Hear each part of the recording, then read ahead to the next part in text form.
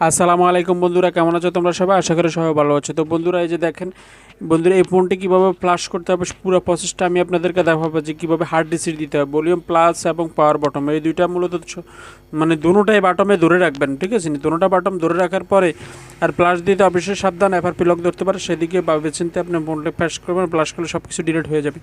Volume plus এবং পাওয়ার bottom দুটোটা চাপতে ধরে রাখলে একটু পরে দেখবেন আপনি এই সেটিংটা আসছে। এই সেটিংটা আসার পরে মানে ভলিউম মাইনাস এটাতে দেওয়ার পরে পাওয়ার বাটন চাপ দিবেন। পাওয়ার বাটন চাপ দেওয়ার পরে একটু পরে অপেক্ষা করবেন। অপেক্ষা করার সাথে সাথে একটু পরেই দেখবেন আমার ফ্যাক্টরির সেটিং চলে আসছে, বুঝছেন?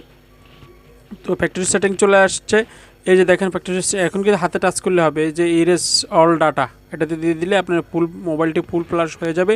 ভিভো যে কোনো ফোন এই প্রসেসে আপনি ফ্লাশ করতে পারবেন কোনো ঝামেলা ছাড়াই, ঠিক আছে? তাছাড়া আপনি যদি কিছু জানতে চান বা বুঝতে চান, আমাদের ফেসবুক পেজ 99 টেলিকম আমাদের সাথে যোগাযোগ করবেন। আপনাদের সব ডিটেলস আপনাদেরকে সব বিস্তারিত জানিয়ে দেওয়া হবে যদি কিছু জানার থাকে। ভিডিওটি ভালো লাগলে ফলো দিয়ে রাখবেন এবং ইউটিউবে দেখে থাকলে সাবস্ক্রাইব করবেন। আসসালামু আলাইকুম।